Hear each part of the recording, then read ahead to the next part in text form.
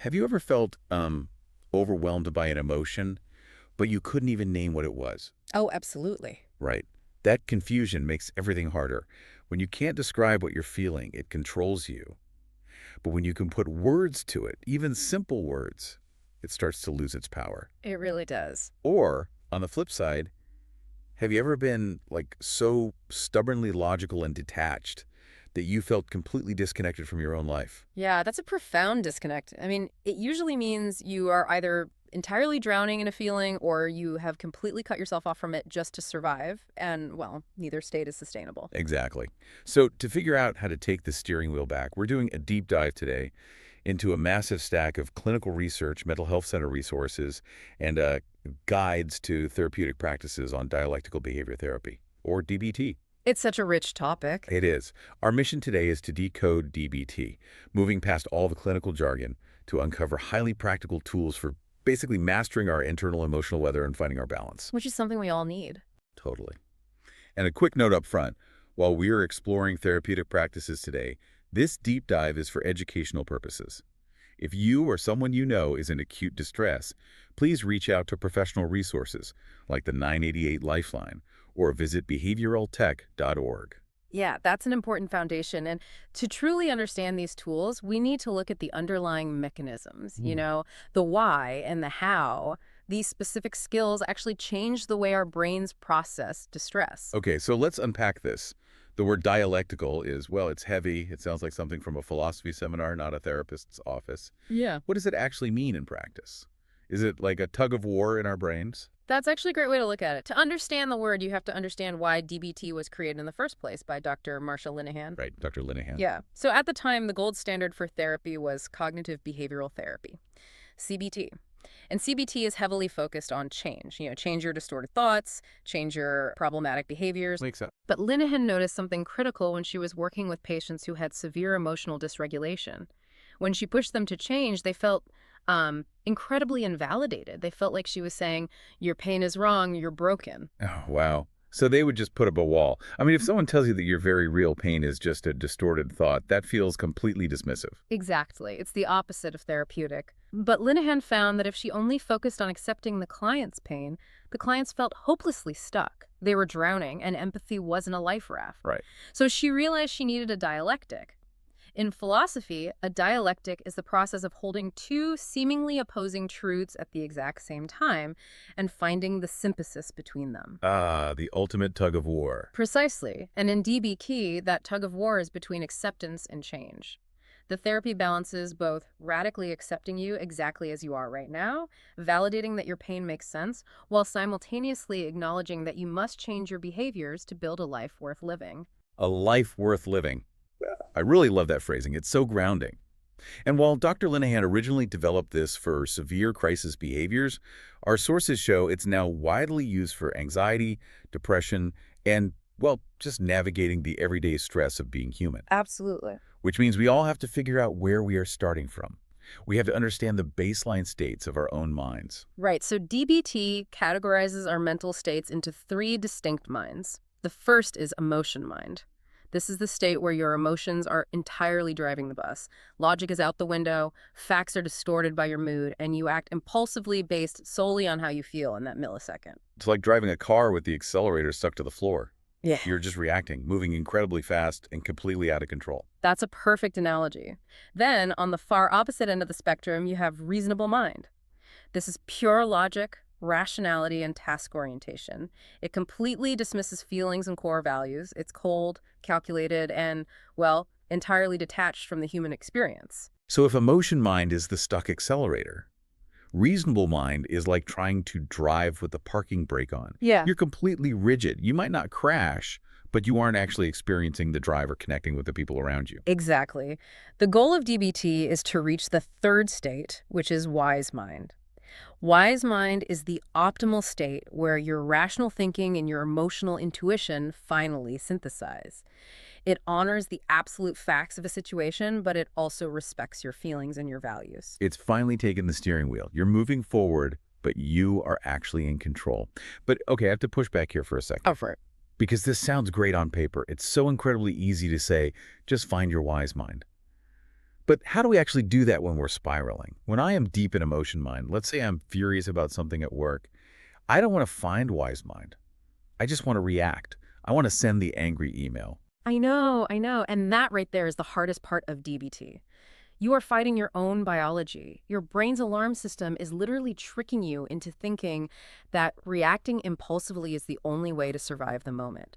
It feels urgent. It really does. What's fascinating here is that the only bridge across that biological gap is mindfulness. But in DBT, mindfulness isn't just sitting cross-legged and thinking peaceful thoughts.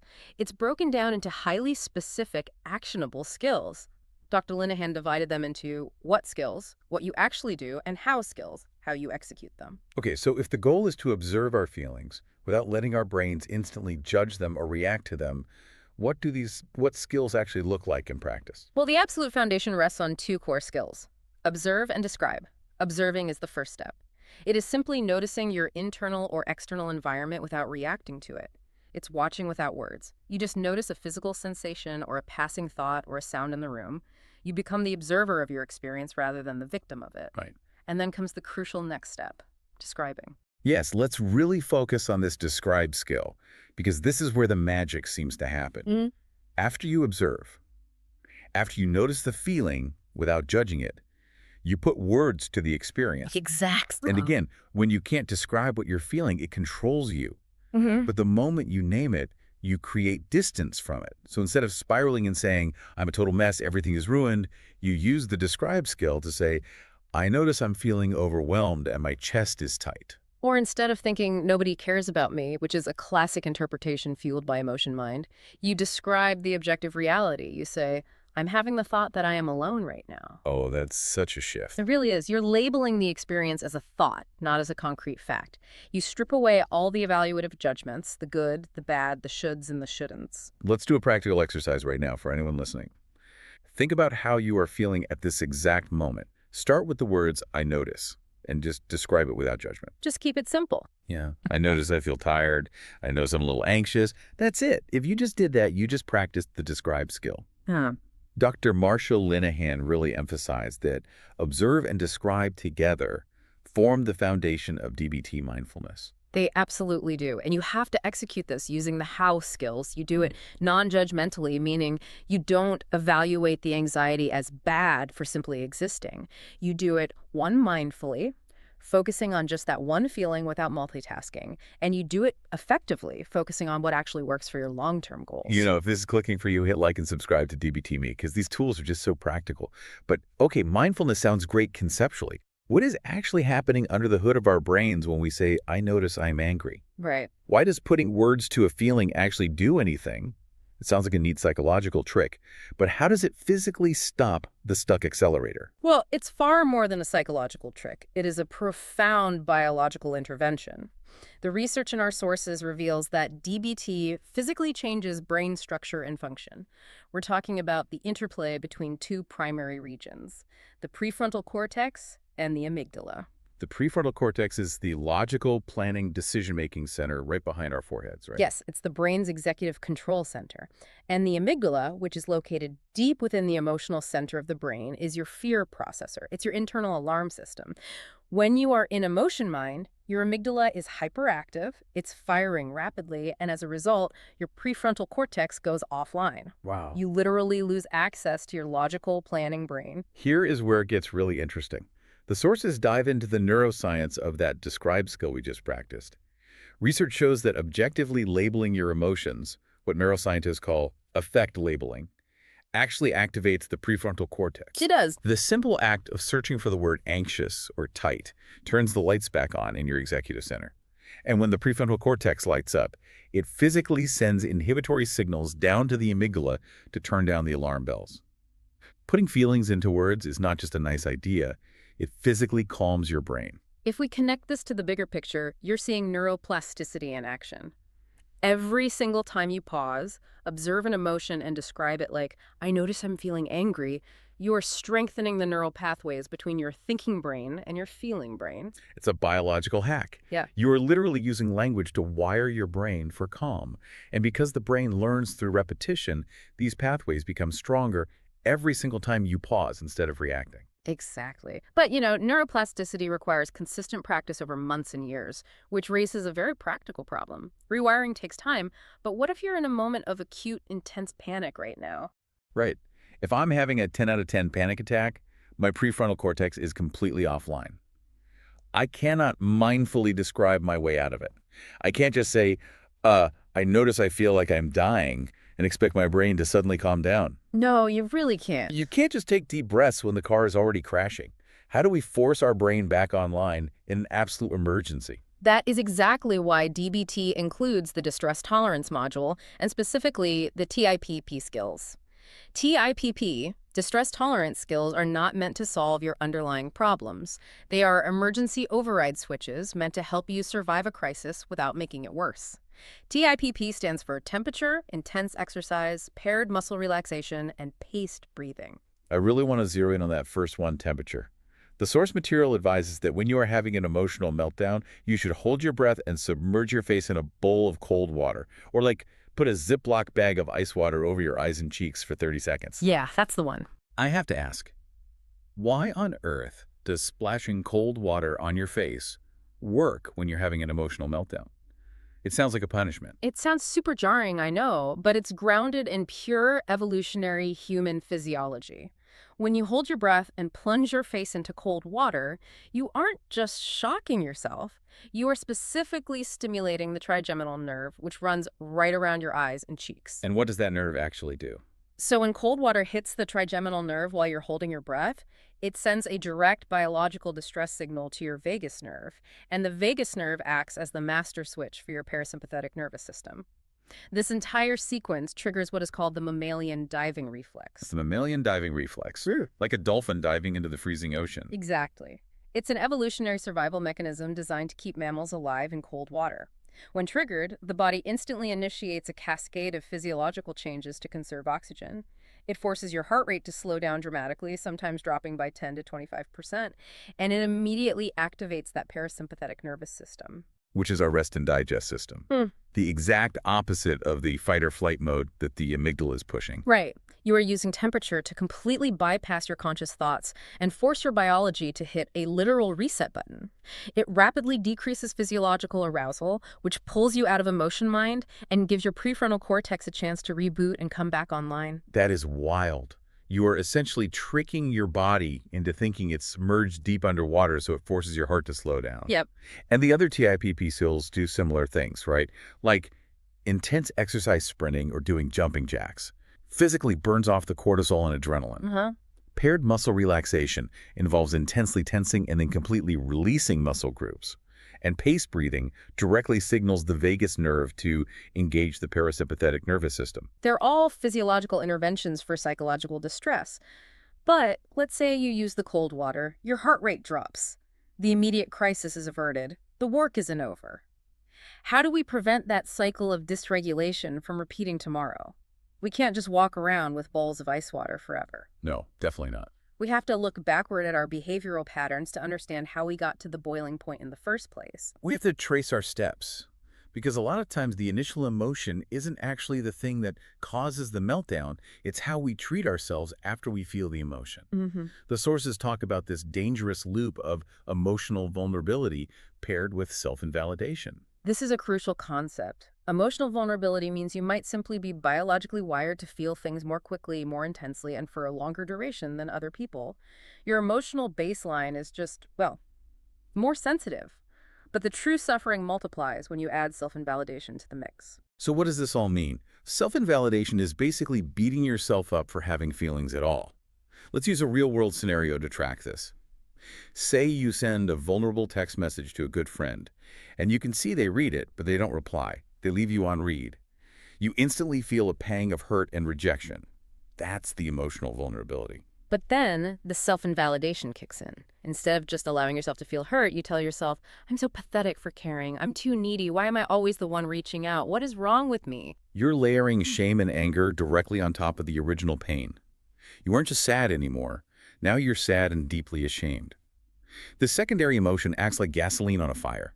It escalates your distress until it boils over into a problematic behavior like sending a deeply regrettable, sarcastic follow-up text and then throwing your phone across the room. Exactly.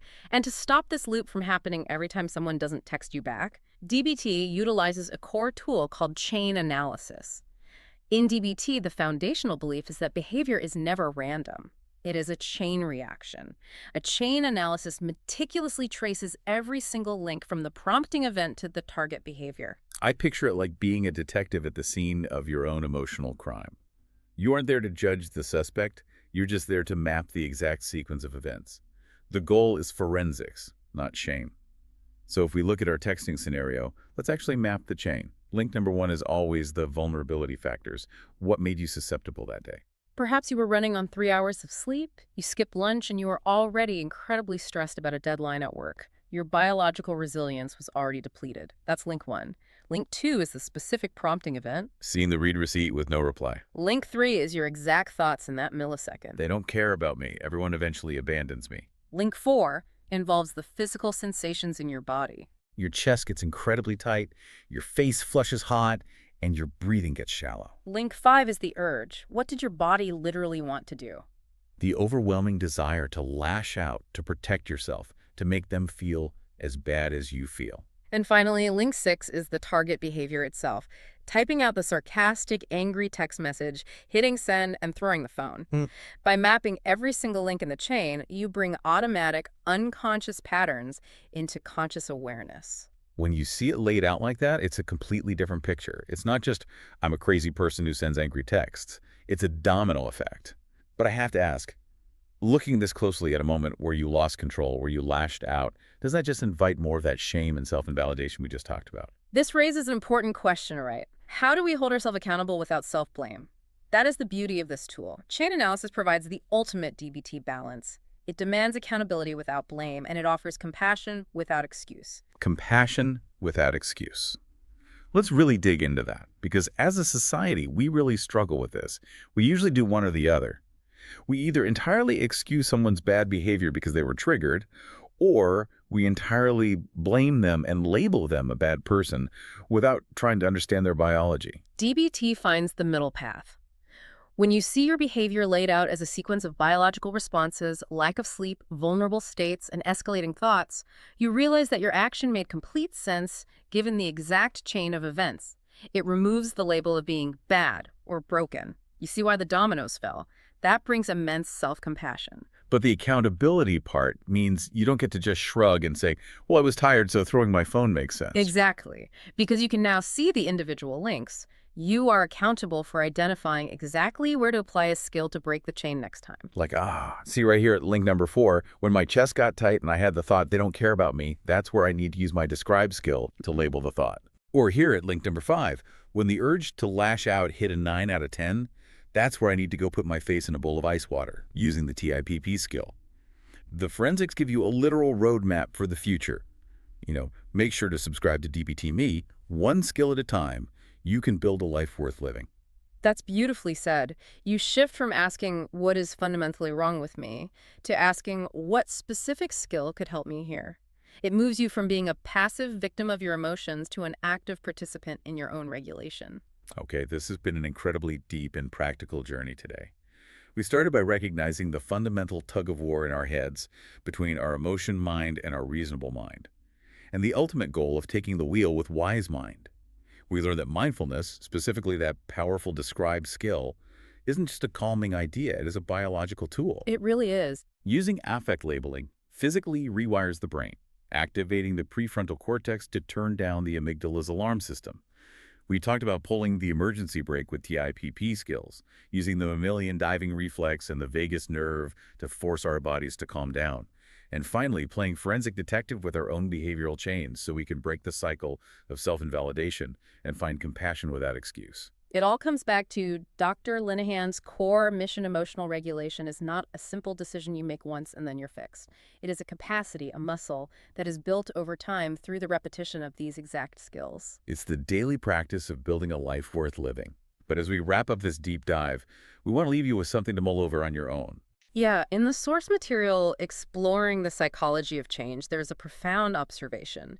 It notes that from a biological perspective, our brains are hardwired to prefer the familiar, even when that familiarity is deeply painful.